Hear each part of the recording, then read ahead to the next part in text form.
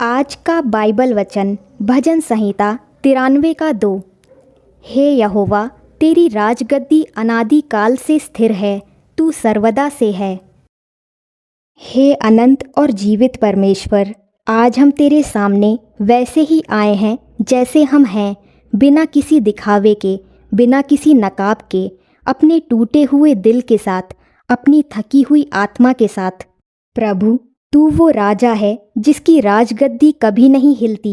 जब इस दुनिया में सब कुछ बदल जाता है, तब भी तू वैसा ही रहता है। तेरा प्रेम नहीं बदलता, तेरी दया नहीं बदलती, तेरा साथ नहीं बदलता। हे पिता, कई लोग इस समय ये प्रार्थना सुन रहे हैं, लेकिन उनके अंदर एक तूफान चल रहा है। कोई आर्थिक परेशानी से टूट चुका है, कोई रिश्तों के दर्द में चुपचाप रो रहा है, कोई भविष्य को लेकर डर में जी रहा है, और कोई इतना थक चुका है कि अब किसी को अपनी तकलीफ बताना भी छोड़ दिया है।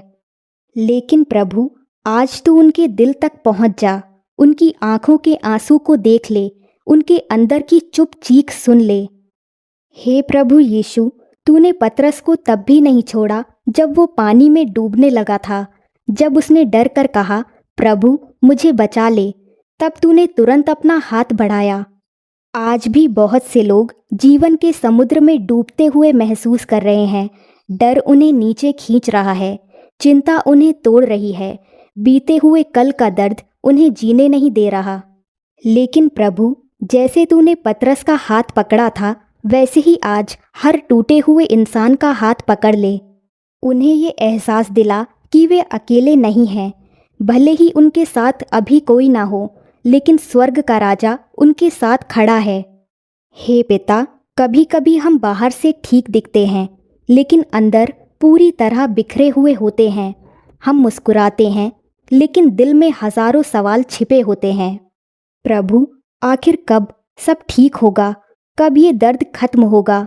कब मेरी प्रार्थना सुनी जाएगी? आज उन सभी सवालों के बीच तू अपनी शांति भेज दे, ऐसी शांति जो समझ से परे हो। प्रभु, जब याईर की बेटी मर गई थी, तब घर में रोने की आवाज़ें थी, निराशा थी, सबको लग रहा था कि अब कुछ नहीं हो सकता।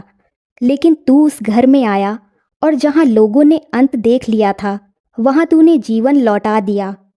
आज भी बहुत लोग ऐसे हालातों में फंसे हैं जहाँ उन्हें सब खत्म लगता है। किसी का रिश्ता टूट चुका है, किसी का भरोसा टूट चुका है, किसी की उम्मीद मर चुकी है। लेकिन प्रभु, जिसने उस छोटी लड़की का हाथ पकड़कर कहा था, उठ, वही आवाज़ आज हमारे टूटे हुए जीवन में भी गूंजे।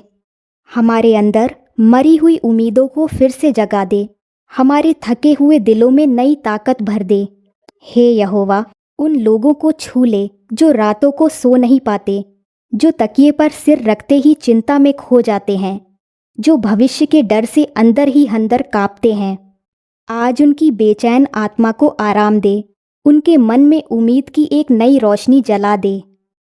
हे प्रभु, कई लोग अपने आप को बेकार समझने लगे हैं। उन्हें लगता है कि कोई उन्हें नहीं समझता, कोई उनकी परवाह नहीं करता। लेकिन आज तू उन्हें गले लगा ले, उन्हें ये महसूस करा कि वे अनमोल है, कि उनकी जिंदगी का उद्देश्य अभी खत्म नहीं हुआ। हे प्रभु यीशु, जब लाजर 4 दिन से कब्र में था, तब सबको लगा कहानी खत्म हो गई। लेकिन तू वहां पहुंचा, और जहां इंसानों ने अंत देखा, वहां तूने नई शुरुआत कर दी। आज भी कुछ लोग अपनी जिंदगी में 4 दिन पुरानी उम्मीद लेकर बैठे हैं। उन्हें लगता है कि अब कुछ नहीं बदल सकता। लेकिन प्रभु, तू आज भी मृत हालातों में जीवन भर सकता है। तू आज भी बंद दरवाजे खोल सकता है। तू आज भी चमत्कार कर सकता है। हे पिता, आज हम सिर्फ अपने लिए नहीं, अपने परिवारों के लिए भी प्रार्थना करते हैं। हे पिता, आज हर घर में अपनी शांति भेज। जहाँ लड़ाई है, वहाँ प्रेम ला। जहाँ कमी है, वहाँ बरकत ला। जहाँ निराशा है, वहाँ उम्मीद ला। उन माता पिताओं को संभाल जो अपने बच्चों के लिए चिंता में जी रहे हैं। उन युवाओं को रास्ता दिखा जो भविष्य को लेकर भ्रम में हैं। उन लोगों को शक्ति दे जो रोज़ मेहनत करते हैं, लेकिन फिर भी परेशान हैं। हे प्रभु, कभी कभी हम दूसरों के सामने मजबूत बनने की कोशिश करते करते थक जाते हैं, लेकिन आज हम तेरे सामने सच बोलते हैं।